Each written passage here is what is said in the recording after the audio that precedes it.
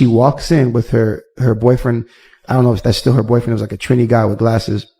And I'm looking like, okay, am I seeing things? Nah, this ain't her. And he's talking to me, and I was like, bro, is that Solange? She's like, oh yeah, she always comes in here. Her and her family, they always are doing rituals. Her family? Y'all, something just shattered the illusion of a Met Gala. And this time, it's not just fashion. It's something way darker. Because insiders are starting to whisper, this wasn't just Beyoncé's grand return. This was a calculated moment. A debut. A launch. And maybe something nobody was supposed to question. It looks like all eyes weren't just on Beyoncé, but on 14-year-old Blue Ivy. The presence, the confidence, people are saying she looked too ready. But ready for what exactly? And here's where it gets strange. Met Gala has a strict 18+ rule. Yet somehow exceptions were made. Sources claim rules were quietly bent, doors opened, and power stepped in. Some are even calling it a silent initiation into a world most don't understand. But then, things take a darker turn. Taraji P. Henson drops a cryptic warning, no names, just a chilling tone. Everything isn't what it seems. Fans think she saw something she couldn't fully say. And now, the biggest twist. Nicki Minaj, completely absent from the event, suddenly speaks out online. Not subtle, not indirect. She hints at dark things happening behind the scenes, and claims some people will do anything for power. And if that wasn't enough, old connections start resurfacing. Symbolism in outfits. Hidden messages. Internet splitting into chaos, some calling it a proud moment, others calling it pressure on a child. But the real question is, was this truly a debut, or something much deeper that we're only just beginning to uncover? Now, according to Cosmopolitan magazine, they're reporting that Nicki Minaj was not invited to the Met Gala, essentially saying that she was banned from the Met Gala. Now, the story gets a little bit deeper because when you read into the article, it stated that back in February, the Naughty But Nice Rob Shutter had posted on his Substack, and according The moment the cameras flashed, something already felt off. Like this wasn't just another red carpet. It looked staged, controlled, almost too perfect. Because as Beyoncé stepped back into the Met after years, insiders say the focus quietly shifted. Not on her legacy, but on who was standing beside her. Blue Ivy Carter, 14. But the composure? The gaze? The way she held the moment, it didn't look like a first time. It looked rehearsed, prepared, and people started noticing fast. Clips began circulating, slow-motion breakdowns, body language analysis. It looks like every step, every pause, every glance had intention behind it. Almost like this wasn't an introduction, it was a reveal. Then the questions started stacking. Met Gala has one rule everyone knows, 18+. No exceptions. No gray area. But insiders say exceptions were made this time. Quietly. It looks like permissions were granted behind closed doors. Names were involved. Influence was used. And suddenly, what should have been impossible became reality. That's when the narrative cracked. Some started calling it a soft launch. Others went further, saying this was an early positioning move into an industry system that doesn't wait for age, only readiness. And right in the middle of that rising tension. In here. How does it feel being back? It feels surreal because my daughter's here. And Blue looks so beautiful. She looks so beautiful. A clip drops. Not loud, not direct, but enough to shift the tone. It looks like someone close to the environment subtly questions what's unfolding, the energy changes, and for a moment, the glamour slips. Now it's not just about fashion anymore. It's about intent. Because right after that, another layer surfaces. Taraji P. Henson speaks, but not the way people expected. No direct accusations. Just a line, almost like a warning. Everything isn't what it seems. And that line spreads fast. Fans start connecting dots. Past interviews resurface. Old industry patterns get pulled back into the conversation. It looks like people are no longer watching the event, they're decoding it. And then, another shift. She looks so beautiful. I'm like, we could learn some red carpet tips from Blue. Absolutely. The way she's posing, I'm like, she was ready. She was ready. The second clip surfaces. This one hits differently. There's hesitation, a pause, like something is being held back. Viewers pick up on it instantly. The tone feels heavier, more careful. And now the emotional angle kicks in. Because behind all the speculation, there's a 14-year-old in the center of it. Some say it's legacy. A mother guiding her daughter into greatness. But others aren't convinced. They're asking how much of this is choice and how much of it is expectation. That's when the pressure narrative explodes. And just as the internet begins splitting into sides, Nicki Minaj enters the conversation. Not from the red carpet, but from outside it. No appearance, no photos, just words. And insiders say that's what made it louder. Because Nicki Minaj doesn't ease into it. She goes straight for the tension already building. She hints that what people are seeing on the surface isn't the full picture.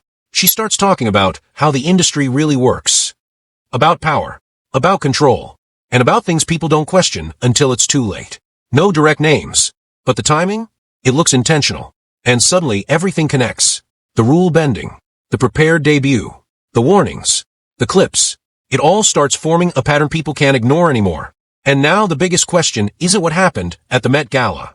It's why it felt so controlled, so perfectly executed, yet so unsettling at the same time.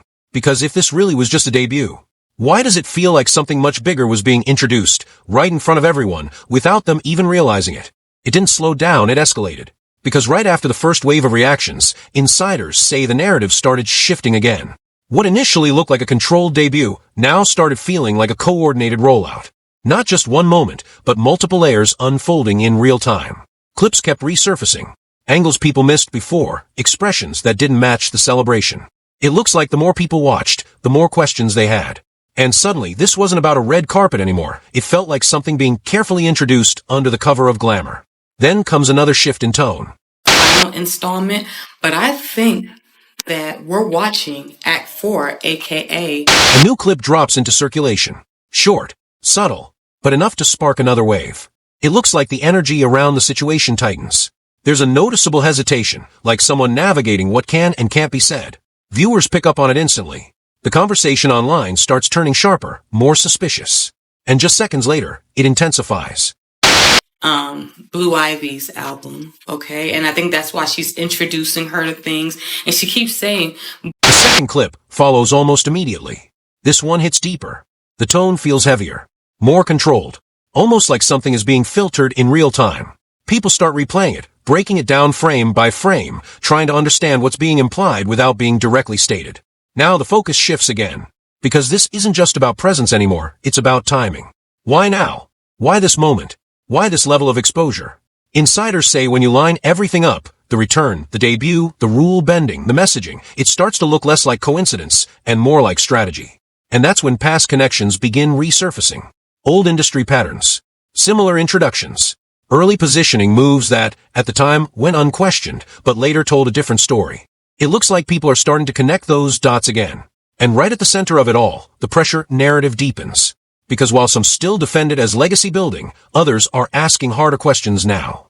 About control, about influence, about how early is too early when the spotlight becomes permanent. Then the emotional split grows wider.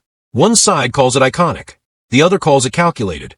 And right in the middle of that divide, Nicki Minaj keeps pushing the conversation further. Not backing down, not softening her tone. Nicki Minaj continues to suggest that what people are witnessing isn't just a public moment, it's part of how the system operates behind closed doors.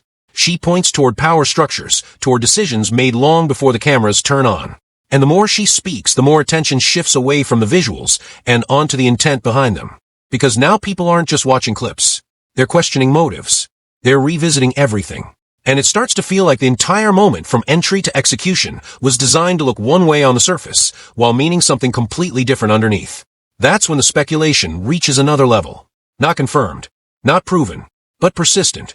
The idea that this wasn't just about one appearance, but about positioning for something much bigger. Something long-term. Something already in motion. And if that's true, then this wasn't the beginning. It was a signal. A carefully timed introduction into a system that doesn't announce itself, it reveals itself slowly. Which brings everything back to one question people can't seem to shake. If this was all intentional, then what exactly are we watching unfold in real time and who already knew it was coming? The narrative doesn't settle, it tightens. Because by now, insiders say this isn't just speculation anymore, it's a pattern people think they're starting to recognize.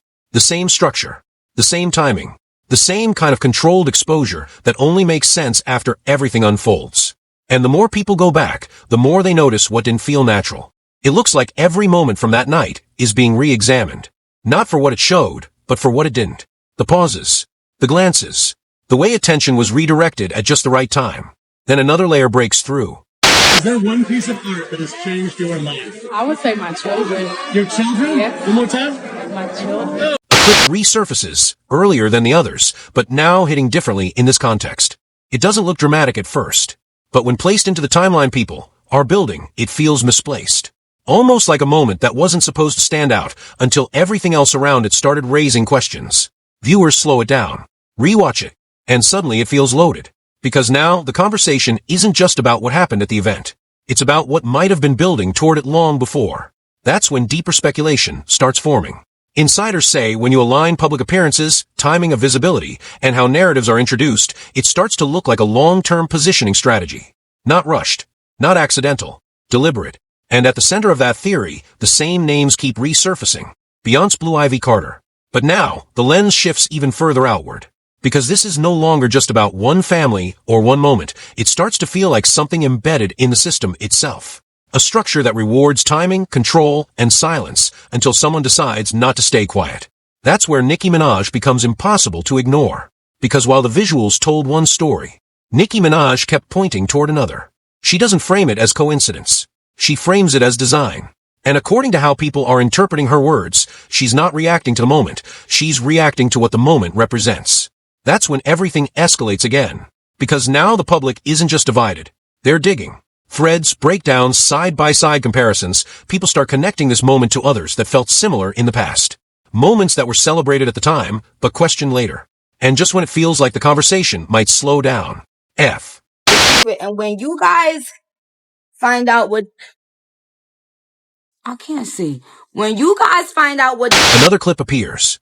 Short, almost abrupt. But this one lands differently. There's a tension in it that people can't quite explain. A shift in tone that doesn't match the surface-level narrative. It looks like something unsaid is sitting underneath it, and viewers feel it immediately. Now the atmosphere changes completely. Because this isn't just curiosity anymore. It's unease. The idea that maybe what everyone watched wasn't just an event, it was a message. Something layered. Something controlled. Something meant to be understood differently depending on who's watching. And that's where the biggest question starts forming. Not about what was shown, but about what was understood. Because if insiders are even partially right, then moments like this aren't random. They're introduced carefully, protected publicly, and only questioned after the fact, when it's too late to change how they were received. And if that's the case, then this wasn't just a debut. It wasn't just a return. It was a signal. The kind that only makes sense once you've seen the pattern repeat itself. Which leaves everything hanging on one final thought. If this really was part of something bigger, then how many people recognized it in the moment? And how many are only starting to see it now? And just when it feels like all the pieces are finally on the table, the picture still doesn't fully come together. Because the deeper this goes, the less it looks like a single moment, and the more it starts to feel like a system people are only beginning to question. What was presented as a celebration now sits under a different light. Not confirmed, not proven, but impossible to ignore. Insiders say this is how it always starts, subtle, polished, publicly acceptable. A moment that looks normal on the surface, but carries weight underneath.